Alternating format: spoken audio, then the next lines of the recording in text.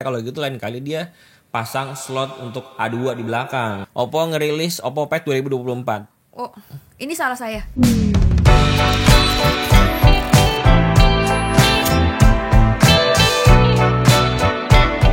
Ya, selamat datang di The Lazy Gadget News Weekly bersama kami si Kontras, karena kuning ketemu pink.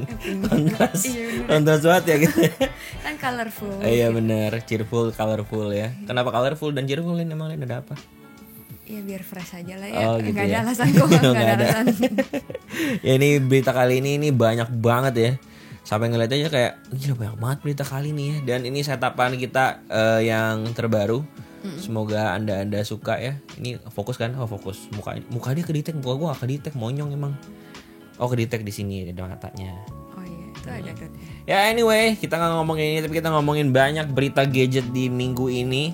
Kita bahas perilisan dulu ya. Tapi sebelum kita bahas perilisan dulu, bagaimana Caroline minggu ini? Apalagi kemarin udah nanya nih kabar saya. Kemarin kabar Koko dong minggu ini. Oh kabar saya baik-baik saja. Oh, Saya ya agak sedikit banyak kerjaan lah ya, kerjaan selain gadget-gadget ini. Ini bukan kerjaan, sebenarnya hobi kali ya. Oh, iya. Nah, kalau anda mungkin ada kerjaan yang ini ya. Kerja tuh harusnya dibawa enjoy. Oh dibawa enjoy. Gak boleh ada tekanan. Oh gitu. Iya. Oh iya Oke. siap. Gitu ya guys, kerja gak boleh dibuat tekanan. Siap. Udah langsung masuk ke berita pertama ya. Perilisan gadget ini ada si Vivo dulu yang rilis global. Ada Vivo Belum, Y200. masih di Cina.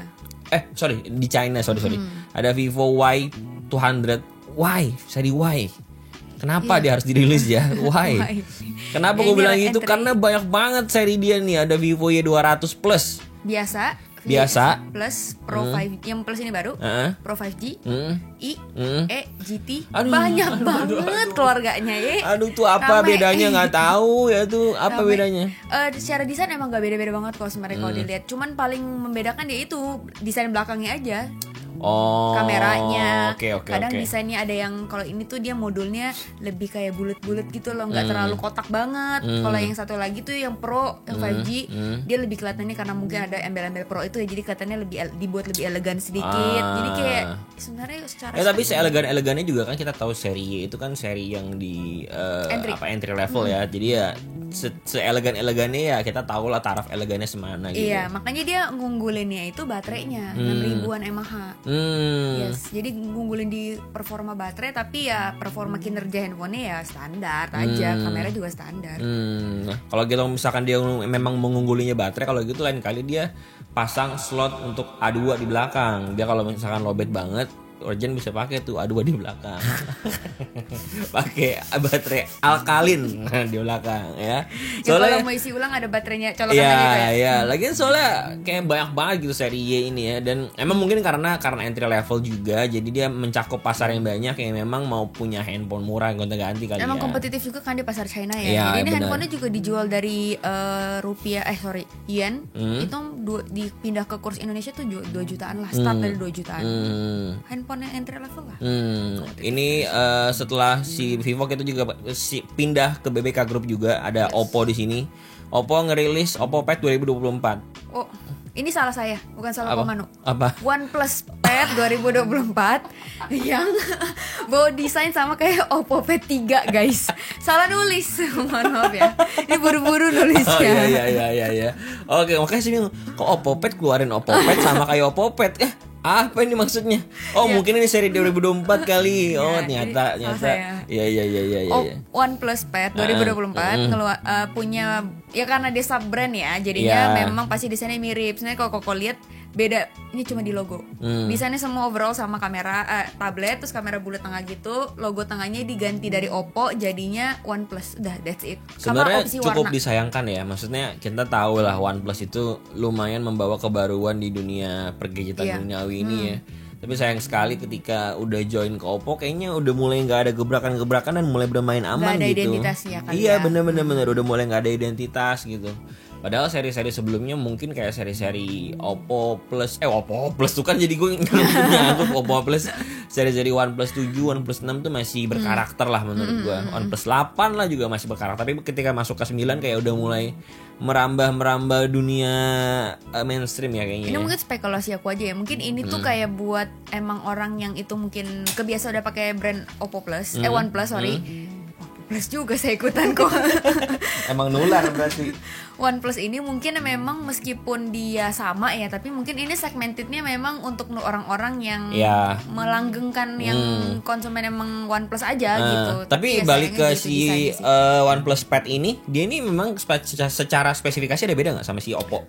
Kalau karena ini berita kebetulan aku tulis, jadinya dia cuma beda opsi warna sebenarnya. Oh ya, sama si Oppo Pad. Gak Pad terlalu beda banget, kayak nggak signifikan gitu untuk menjadi pembeda dua produk, dua merek. Ini tuh kalau nggak salah di warna, opsi storage kah, pokoknya nggak yang signifikan banget. Kalau nggak salah di chipsetnya juga mirip sama. Dan kalau misalkan ingat-ingat ya, sebetulnya nothing phone sekarang itu seperti OnePlus pada zaman dulu gitu. Itu bener-bener fresh, futuristik banget loh guys. Iya, membawa kebaruan. Apalagi OnePlus zaman-zaman OnePlus 1, OnePlus 2, OnePlus 3 tuh kayak fresh banget gitu.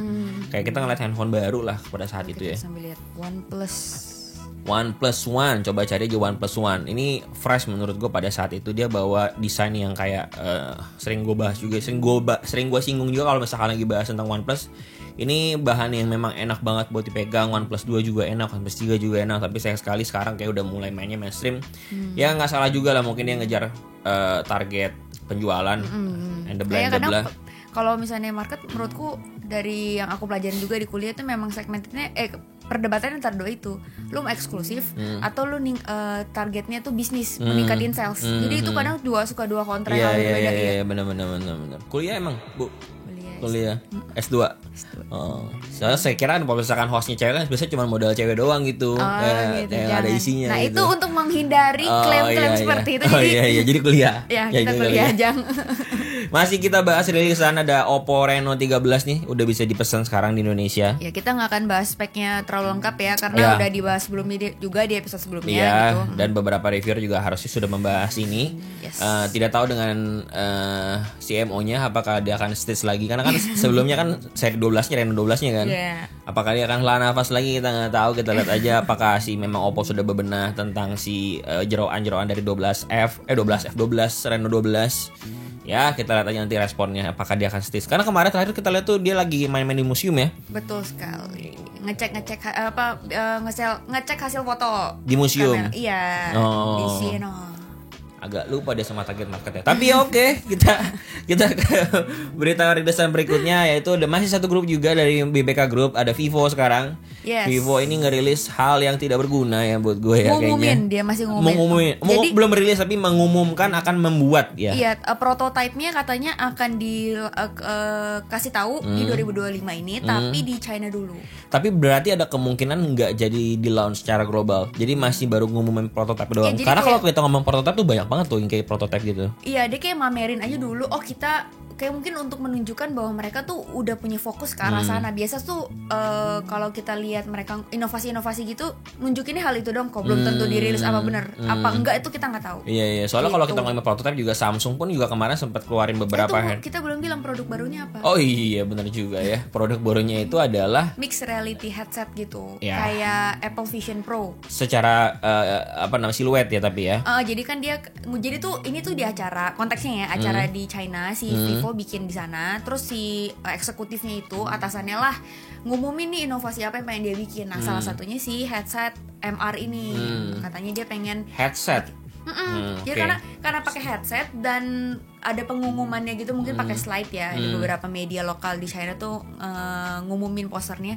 Bentuknya persis banget kayak Apple Vision Pro, yang kayak kacamata scuba diving gitu kok. Tapi memang nggak ketahuan ya belakangnya gimana. Cuman kalau identik kayak gitu pasti pakainya kayak ada headband lagi di belakang. Tapi kamu lihat nggak sampai belakang ada tabung oksigen, coba tuh. Emang beneran scuba diving. Ternyata Vivo memang merilis scuba diving. Buat apa? Kenapa? Nyebrangnya jauh banget kok. Dari gadget ke alat renang. Namanya inovasi kan. Dia mencakup semua sektor gitu loh. Kali ini sektor penyelam dia. Ini salah sekali target marketnya, nggak nyambung. Tapi kalau misalkan ini memang kan secara siluet itu mirip sama Apple Vision. Kalau misalkan memang dia ternyata membuat hal yang mirip sama Apple Vision dengan secara fungsi, nampaknya mereka kurang belajar ya. Kenapa tuh? Karena kan Apple Vision kita tahu sendiri itu udah agak fail di market. Udah turun banget ya itu. Udah turun banget secara sales. Betul, konten. Konten-kontennya juga udah gak naik. Bahkan di Instagram pun, di Reels pun juga views-viewsnya menggunakan si Apple Vision itu kecil banget sekarang. Dan udah gak rame lagi. Bener. Biasanya kan emang Apple tuh bisa ngejaga antusias konsumennya. Ini enggak, kayak udah hilang dari peredaran aja. Bener. Ini cuma hype di awal doang. Walaupun sebetulnya memang bisa dibilang ini salah satu produk yang inovasional, tapi balik lagi kayaknya terlalu antara terlalu dini atau memang terlalu berat ya device-nya. Karena kemarin Aldo juga sempat coba barangnya, katanya tuh berat banget kacamatanya.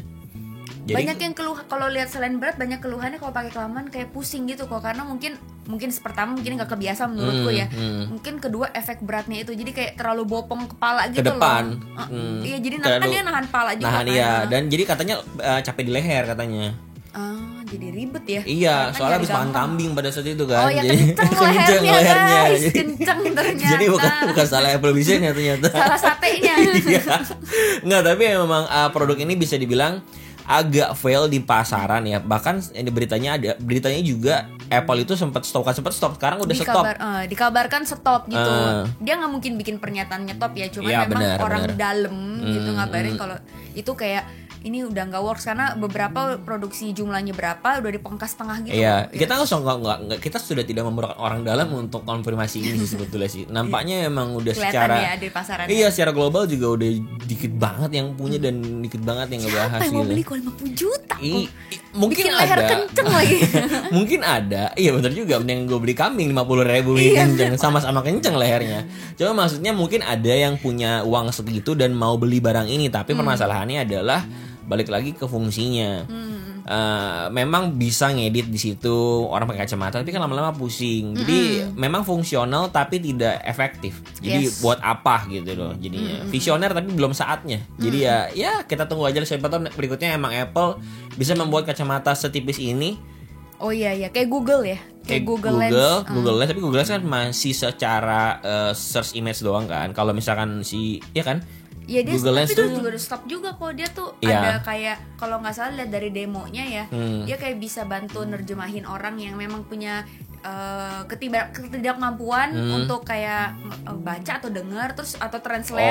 Itu kayak ada alat bantunya juga, bisa juga alat bantu kayak gitu. Tolong koreksi ya teman-teman kalau misalkan kami salah ya, tapi seingat gue memang fungsinya memang tidak se-advance Apple Vision si tapi Google ini. Tapi memang bisa fashion ya, karena dia kacamata kayak gini. Iya, nah ngomongin fashion juga Apple Vision tidak ada fashion-fashionnya sama sekali ya kan.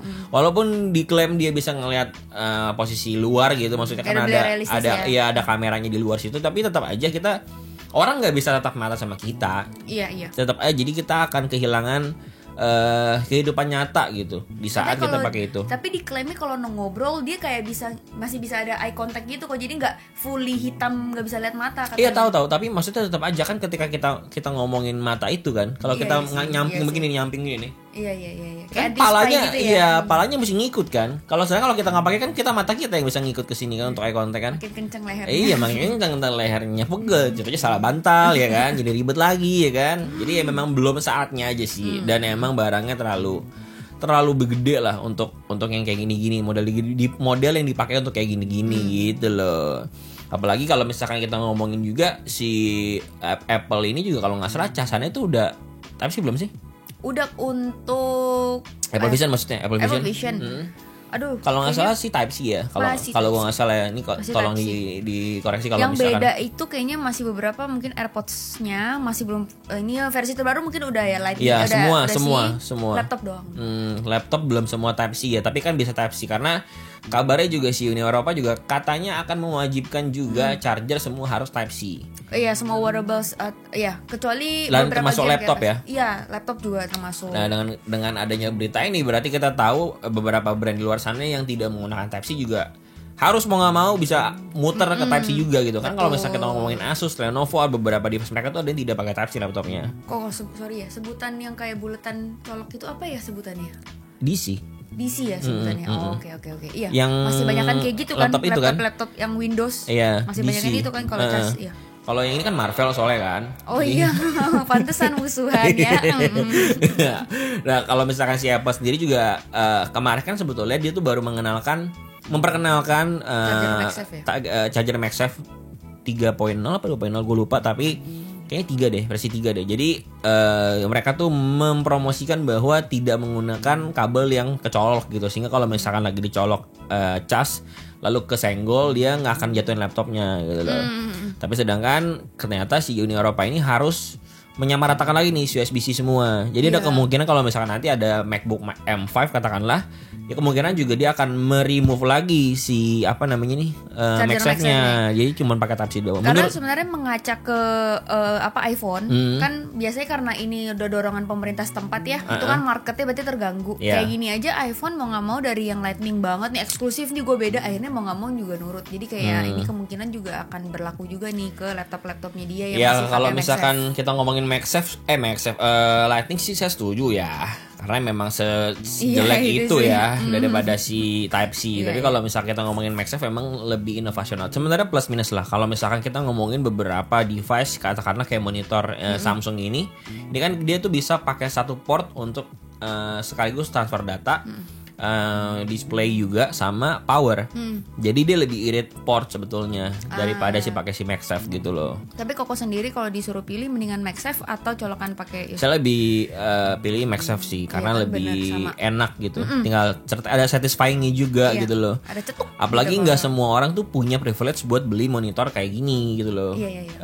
Jadi ada juga yang kayak port itu sayang, karena ketika gue colokin monitor berarti port gue udah kepake satu. Belum lagi gue mesti ngecas, belum lagi gue mesti colok SSD gitu-gitu. Jadinya kalau misalnya kita ngomongin secara fungsionalitas, mungkin beberapa orang banyak akan mengatakan better MagSafe sih daripada si Type-C. Karena kan Type-C walaupun tadi satu kabel bisa semuanya, tapi kan mahal device itu. Tapi meskipun dia chargernya ini MagSafe ya kok, kemarin karena ada berita ini aku coba untuk nge-charge di yang port USB-C ini bisa juga ternyata. Apa gimana maksudnya? Jadi karena ada berita ini saya coba nih, bisa nggak nge-charge? Memang bisa, memang masih bisa. Jadi seharusnya sebenarnya kalaupun ini menurutku jadinya kayak ini ada nggak ada juga tetap kompatibel gitu. Betul, kompatibilitasnya tetap bisa. Cuma kan tadi saya bilang plus minusnya ada juga gitu loh. Ketika orang nggak punya privilege buat punya satu device ngecas, ngasih display sama ngasih data itu, ya dia kemakan satu port jadinya. Atau misalnya dia jualin tetap ada MagSafe-nya nih, tapi terpisah supaya kalau orang yang pengen ngirit port itu, ya lu bisa manfaatin tetap beli MagSafe-nya. Nah, balik lagi nih peraturannya kayak gimana? Dia mewajibkan atau gimana? Karena kalau misalkan dia katakan mewajibkan, tetap dia tuh tidak boleh ada inside iya sih. Dia punya apa namanya? Iya, power in nggak bisa dari MagSafe gitu di M5-nya. Jadi balik lagi ke peraturannya mau seketat apa. Kalau misalkan ngomong kayak gitu, soalnya beberapa laptop di Asus, di Lenovo juga begitu. Ada core Type-C-nya dicolok ke power bisa ngecas. Tapi ada chargeran utamanya memang tetap ada. Powernya nggak maksimal ya, bisa tapi nggak maksimal gitu kan? Enggak juga bisa maksimal juga. Karena ada fitur-fitur yang kayak semacam gue nggak tahu ya namanya, collect me if I'm wrong. Kalau misalkan dia di Type-C itu kan ada power delivery. Power delivery-nya bisa berapa watt, bisa berapa ratus watt. Ada gitu-gituannya juga tuh, ada hitung-hitungannya, dan memang beberapa bricknya juga beda gitu loh. Jadi tergabung lagi kalau kayak gini peraturan si Uni Eropa nanti ini akan seperti apa, ini menarik juga sih, yang perlu ditunggu ya. Ya semoga dapat yang terbaik lah ya. Semoga tetap dipertahankan kayak gini sekarang, jadi bisa MagSafe, bisa Type-C. Iya, kayak gini menurutku udah enak, karena itu pertimbangan orang kalau ngedit dan yang memang keperluannya untuk pencolokan yang harus sama sini, itu membantu banget nih kalau kita nggak charger pakai USB-C gitu, bisa pakai yang lain. Apalagi kalau misalnya kita ngomongin Windows kan, di cas itu juga mempengaruhi ke performa ya. Kalau misalkan di cas itu kan bisa lebih kencang, nggak di cas tuh bisa lebih lelet gitu. Nah ngomongin performa juga nih, mulus banget. Cuman jadi malu. Ini ngomongin performa dari S25 ini kemarin sempat bocor di benchmark apa nih berarti? Antutu bukan? Dia tuh Geekbench. Karena dia ada single core dan multi core. Oke, single core, multi core untuk S25 series. Ini bocor yang ke berapa? Udah inget? Ada 1000-an kalau single core, aku lupa sih. Cuman ini lebih ke nonjolin bahwa pakai iming-iming for Galaxy lagi kok. Karena si ini pakai Snapdragon 8 Elite. Berarti udah fix Snapdragon Elite ya? Iya, cuman nggak bisa bilang fix juga gimana banget sih. Cuman bisa mendekati lah, dekat kayak gitu. Cuman kayaknya akan pakai embel-embel for Galaxy lagi. Soalnya MediaTek for Galaxy emang ada juga ya kemarin ya, S10 ya. Hah? MediaTek for Galaxy. Yang S10 Ultra itu enggak ya? Kemarin. Oh enggak ya? Bener, kayaknya dari semuanya yang Snapdragon ini aja yang ada for Galaxy-nya. Oh itu saya yang tempelin stiker berarti. Oh Gitab saya. Ada nih, ada Tab S Ultra. Nggak ada. MediaTek nggak ada. Jadi yang ini tuh dia di overclock gitulah. Jadi versinya jadi lebih cepet frekuensinya dibanding versi defaultnya. Gitu. Ini ada agak-agak teknis sih tadi gitu. Jadi dia kayak ada dua kayak core untuk ngedongkrak performanya dari default biasa. Jadi lebih cepat sedikit dibanding si Galaxy itu dibuat lebih cepat sedikit. Jadi ngeklaimnya ada peningkatan dibanding yang versi sebelumnya nih si S24 Ultra. Iya gitu. Tapi ini masih Geekbench ya. Kan dimana orang kalau Geekbench tuh nggak terlalu paham. Orang-orang awam lah maksudnya. Bahkan gue juga nggak terlalu paham juga sih sebetulnya angka di Geekbench tuh sebetulnya baiknya berapa, bagusnya berapa gitu. Karena kita tuh lebih kenalnya sama Antutu. Iya. Dan Antutunya belum bocor berarti ya. Belum. Jadi tuh si tipster ini biasa kan orang kalau udah mendekati rilis tuh banyak yang ngebocor-bocorin. Nah ini tuh dia menduga ada laporan kalau dia tuh di overclock, si pakai chipset overclock, lalu didukung dengan bocoran single core dan multi core ini kok. Jadi meyakini bahwa ini kayaknya bakal ada peningkatan yang lebih tinggi nih si performa S25 Ultranya dibanding S24. Dari situ jadi ada banyak info-info pendukung penguat yang bilang ini tuh bakal lebih performa lebih ngebut lagi lah dibanding S25 24 sorry. Oke. Nah kalau jadi ini lumayan ditunggu-tunggu lah ya kalau misalkan ada leaks-nya si Antutunya lumayan orang pada pengen tahu sih gue rasa. Orang yang ngerti performa banget pasti ya ngulik banget sih masalah-masalah kayak gini. Iya. Apalagi Antutu kan orang awam tuh kalau misalkan dengar kata-kata Antutu kayak Tapi lucu kok. Kenapa? Kemarin waktu bikin yang news top HP ini ya? Orang kira itu harga. Mas itu mah bukan, masa HP ini 2 jutaan lah. Itu udah just poin. Antutu itu performanya bukan harganya. Anda jangan sampai nggak sekolah dong. Anda nggak sekolah. Udah baca lah. Ini nggak baca apa gimana judulnya? Nggak ngerti lah dia mungkin nggak ngerti ya. Jadi sekian juta itu adalah skor dari si handphone tersebut. Contohnya kayak ini nih Find X8 sama X8 Pro ini tembus 2 juta dia punya Antutunya. Nggak kaget karena ini kan kelas memang atas ya. Flagshipnya ya. Dan memang juga banyak yang ini bilang HP-nya juga dari UI-nya. Benar. HBOS juga ColorOS. ColorOS juga lebih smooth dan segala macam. Jadi mungkin itu juga salah satu yang ngebuktiin memang performanya juga ada peningkatan. Find X8. Ini kan handphone terbarunya dan terkuatnya dari Oppo ya. Flagshipnya walaupun desainnya tidak seperti flagship tapi dia punya performa ini memang nggak bisa disepelein sih. Emang kuat banget, apalagi kemarin beberapa teman gue juga bahkan yang nggak pernah gue lihat pakai Oppo akhirnya mutusin buat beli Oppo Find X8. Pertimbangannya? Kamera dan performa. Kameranya emang jadi bukan desain ya. Iya jarang ya. Emang susah dia nge-brandingin desain karena identik juga mereka tuh kalau bikin desain Oppo kan mirip-mirip ya. Bener. Karena kenapa gue tahu dia beli karena bukan karena kamera, karena dia agak malu ketika selfie di kaca. Bukan boba ya. Dikasih apa stiker gitu. Jadi dia mampu sebenarnya beli, emang nggak masalah, emang suka, tapi kayak jelek banget desainnya menurut dia. Mungkin desain belum bisa ngalahin. Ini maksudnya foto dulu hasil fotonya, tapi desain mungkin belum bisa ngalahin. Tapi kalau kita ngomongin bentuk kamera yang rounded gitu ya, Vivo X200 tuh sebetulnya rounded juga, tapi nggak kelihatan jelek kayak X8 loh. Mungkin iya, desainnya itu sih kok dalamnya pretelan dalam modul bulatnya itu loh yang bikin nentuin. Dia ada kamera di atas surface-nya putih gitu. Jadi dan kayak kan biji domino. Terus hitam langsung kelihatan modul 2 gitu kan. Kalau Vivo kan enggak, hitamnya masih ada. Iya, kayak masih trying so hard to be boba gitu loh. Tapi masalahnya kan boba kan udah diintek sama iPhone. Berat jadinya. Jadi mendingan kayak Vivo aja sebetulnya brandingan aman. Apple udah kuat banget soalnya. Jadi kalau orang ngikutin mau mencoba mengadopsi pasti niru. Jadi berat sih. Bener, daripada niru gitu mendingan bikin ya kalau misalkan memaksain kayak gitu ya bikin versi lebih murahnya lah. Misalkan Find X8 Lite gitu dengan model yang seperti itu gitu loh. Jadi nggak trying so hard to be something else gitu. Misalnya ini kayak Samsung juga bikin juga nih seri flip murah. Ih bagus ya, dari tadi bridgingnya mulus banget. Ya ampun guys. Wow. Gue emang host profesional, bro. Oh iya, mantap. Jangan salah lu. Bagaimana kita tadi? Galaxy yang Galaxy. Baru murah, murah. Ini gimana nih kalau misalkan kita ngomongin database di GSM Arena ini, dia ini perbedaannya apa sama Galaxy Flip yang ke-6? Dia tuh, nah ini sebenarnya belum ketahuan spesifikasinya apa. Cuman mungkin kalau namanya versi light sama kayak fan edition yang di S2 S series ya, S24, S23, itu kan dia ada beberapa pemangkasan, contohnya paling signifikan di chipset. Nah ini tuh karena belum tahu, banyak laporan berspekulasi entah chipsetnya, materialnya, jadi yang ya kelihatannya lebih murah aja gitu untuk ya itu costnya dan segala macam.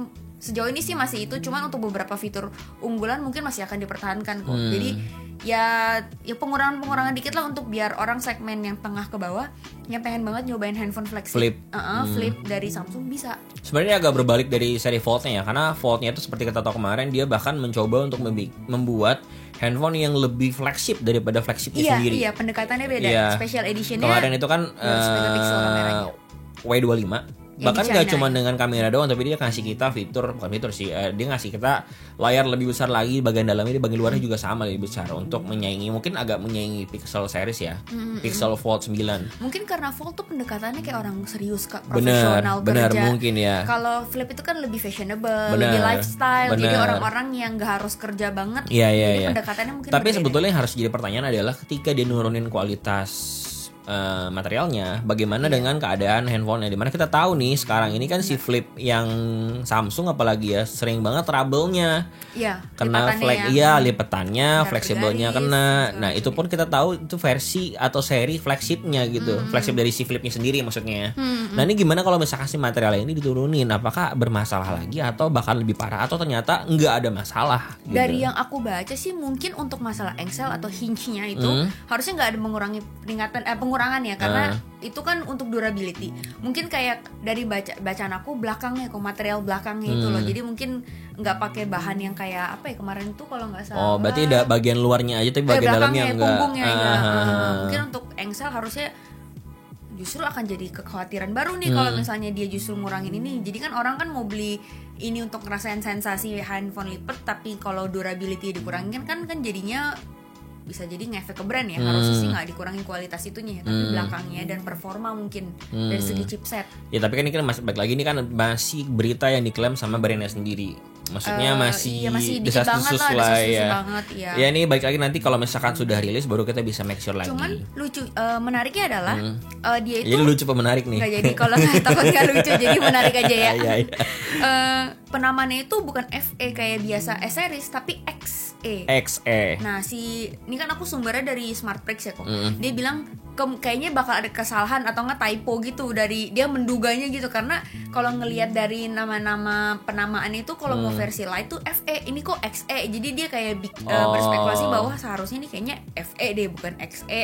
Kemungkinan bakal dirubah, tapi itu tuh udah muncul duluan di database GSMA. Tapi dengan format XE.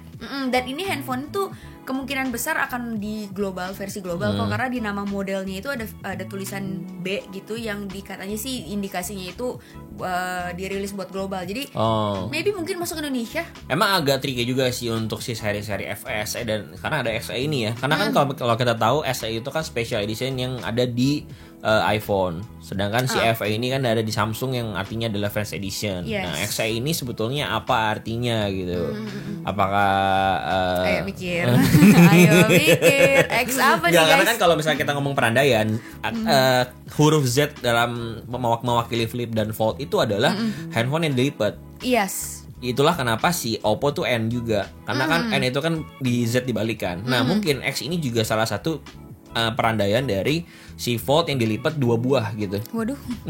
Beneran, maksudnya ini kan dilipat nih begini, ini begini gitu. Jadi bentuknya X gitu loh. Iya.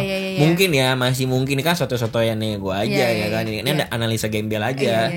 Jadi ya mungkin aja dia nggak typo dan memang mau ngincarnya adalah XE, karena kalau misalkan di brandingnya adalah FE, kesannya jadi handphone murah mungkin. Oke. Atau dia mungkin membedakan S series ya. Benar, dia mau menghindari itu. Jadi mungkin yang FE itu adalah khusus untuk si S series. Ya kalau misalkan nih Flip ya kita pakai XE gitu. Iya. Mungkin kalau ada Fold juga ntar dia mau pakai ZE atau ZE. YE, jadi kayak font 6 Y gitu. Ini Y, font 6 Y.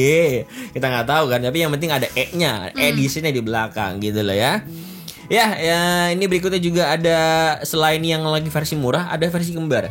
Kalau kita ngomongin versi murah, ini versi kembar ini adalah Redmi Turbo 4 yang kabarnya nanti adalah Poco X7 Pro di seri globalnya. Yes, karena ini udah muncul ya di TKDN dan si Poco X7 Pro-nya itu udah muncul di TKDN kita sama di postelnya Komdigi. Kalau handphone mau rilis tuh muncul nih kok. Kalau di TKDN tuh sekarang udah nggak terlalu lengkap, misalnya handphone udah terdaftar. Nah ini bisa tahu Poco X7 Pro itu karena nomor yang di TKDN itu sama dengan yang di postel. Lalu di postelnya itu tahu ditulisin nama modelnya apa, itu Poco. Jadi udah tahu nih pasti masuk nih handphone. Tapi postelnya isinya apa? Sayuran atau?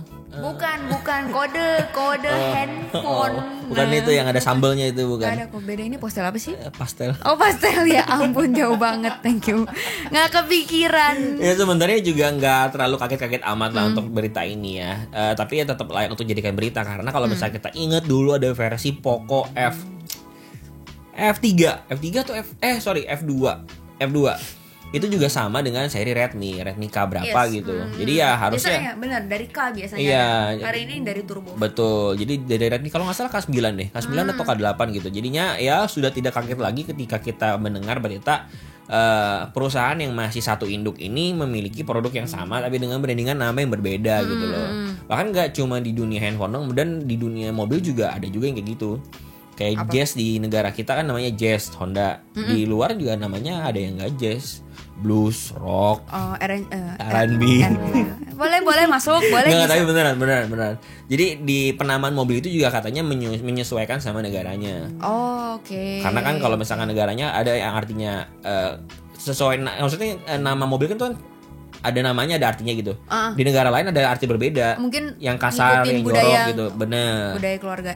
Budaya keluarga. Budaya negara. Siapa cendana lu? Keluarga cendana lu diikut-ikutin budaya keluarga lu. Takut. Ya tapi ya jadi nggak kaget lah kalau misalkan. Tapi ini juga sama speknya sama Redmi K80 kok baterainya. Nah, berarti ada 3 jenis dong. Ada Xiaomi Redmi Turbo 4, ada Redmi K80. Ya jadi kayak ada kesamaan lah antara si Redmi Turbo 4 ini dengan Redmi K80. Ya ada kesamaan gitu.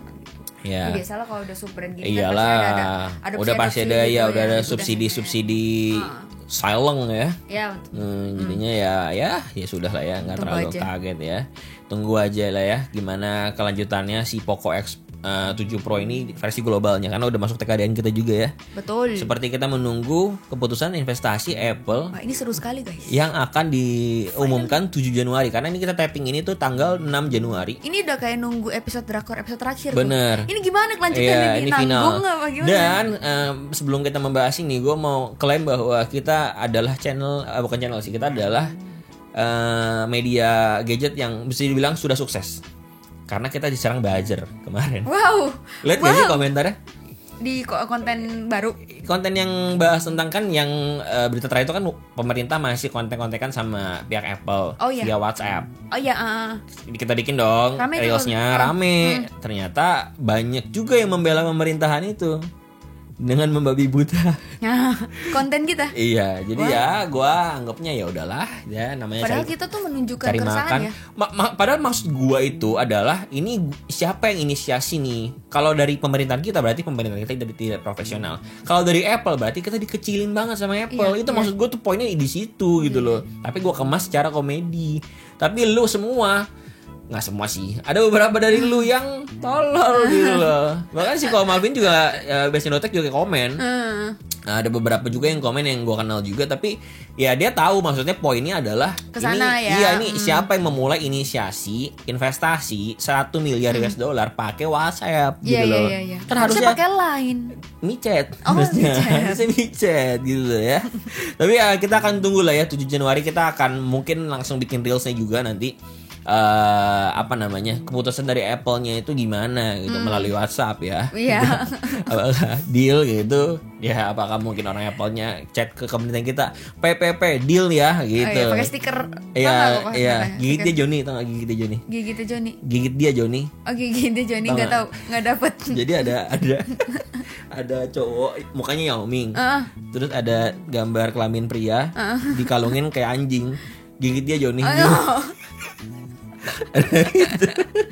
Jadi ya kita tunggu aja lah ya ini keputusan dari dia nih gimana ya. Maksudnya dari si Apple ke apakah dia akan invest beneran segitu, lalu proyeksi apa maksudnya realisasi dari investasi ini dalam bentuk pabriknya seperti apa, apakah produk bikin pabriknya tuh untuk komponen kemarin sempat AirPods bilangnya casing lah, ntar bilangnya apa gitu, kayak ini kan masih desas-desasnya nggak jelas. Nah ini besok sih semoga selesai perdramaan ini. Benar ya. Tapi ini untuk berita penutup aja, ada 2 berita penutup ya. Ya itu adalah si Apple itu kabarnya lebih rawan kena phishing daripada Android. Kenapa tuh? Karena kayak udah latihan banget ya. Sebetulnya ada selain hal ini juga ada berita tentang si Apple ini katanya sudah tidak lagi privacy. Jadi kan kalau misalkan lo ingat dulu ada namanya adalah iLock ya. Jadi iLock itu maksudnya adalah dia itu mencoba ngejaga data kita untuk bisa lebih privacy gitu loh. Jadi ada sebenarnya bukan iLock tapi kayak ada logo Apple terus ada kunci gitu. Itu nama-namain koko ya iLock. Enggak, iya sih. Kayak nama orang Cina ya. Kayak nama orang Cina iLock. Tapi ya maksudnya sekarang sudah tidak lagi privacy. Bakso iLock enaknya itu. Alok maksudnya? Enggak, kalau jadiin bisnis. Bakso. Bakso iLock. Kenapa bakso iLock? Kan nama Cina. Iya juga sih. Aice juga bisa. Ada nasi campur iLock. Oh ikan guys. Tapi kalau misalkan dibikin iLock UBB juga bisa sih. UBB apa lagi nih? iLock UBB. I love UBB. Sama banget. Ini balik lagi ya ke privacy yang tadi ya. Jadi kan si Apple ini ibaratnya baru terjun tidak sedalam Samsung di dalam dunia AI ini. Jadi dia harus mengkolek data yang banyak. Pelajari usernya. Nah di hal yang sama juga berarti di saat yang bersamaan juga berarti Apple ketika mengolek data kita berarti kita sudah tidak ada privacy karena dia mengambil data kita. Betul. Apalagi kalau kalian yang memang pakai ekosistem Apple, kalian udah update pasti udah langsung lihat tuh Apple Intelligence-nya masih dia udah gabung tuh nyala gitu. Dan di terms and condition itu ketika kita update untuk bisa enable dia punya fitur ini, itu ada TNC-nya adalah ya udah kita tahu bahwa data kita tuh dipakai akan gitu. Dipakai ya. Iya, berarti no more privacy anymore siapa gitu yang loh. baca TNC sampai habis gitu ya. Udah accept aja lah. Nah, kalau misalkan permasalahan kena phishing itu gimana tuh Lin, maksudnya? Sebenarnya kalau untuk masalah AI sendiri ada tapi nggak langsung banget mempengaruhi. Jadi ini konteks dulu ya. Kena phishing itu dalam arti ini sebenarnya kena kencing kan? Wih, bau phishing deh. Bukan phishing. Phishing. PHISING.